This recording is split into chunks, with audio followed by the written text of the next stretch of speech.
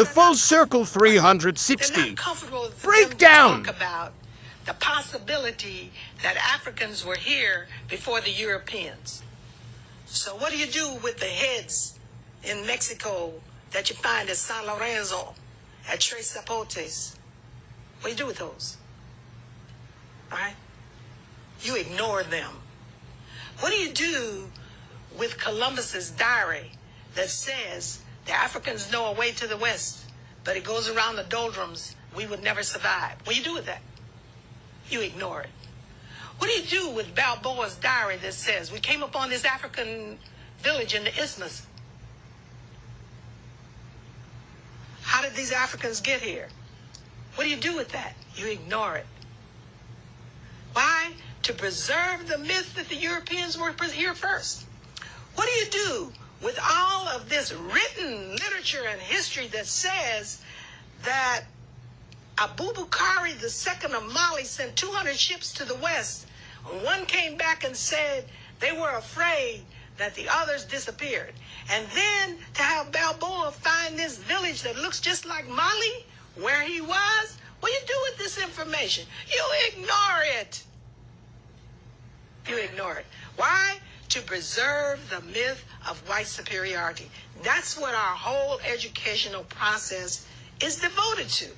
What do you do with this whole history? This is a written history, my dear. Written. I'm not talking about hearsay. I'm not talking about a griot said this. I'm not talking about something handed down from one generation to the other through voice. I'm talking about written history of the Egyptians. What do you do with this? You see, you simply ignore it and you just whitewash history.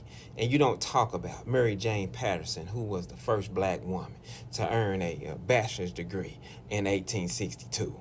You ignore the fact that Elijah McCoy, he held 57 U.S. patents, mostly related to the railway. McCoy's inventions were associated with quality and good function, which started people using the phrase, the real McCoy, to refer to quality products. You ignore the fact that after being denied a teaching job for being too black, Nanny Helen Burroughs, she would later open the National Training School for Women and Girls, a trade school for high school and college-age girls in 1909. If that ain't black girl magic, I don't know what is.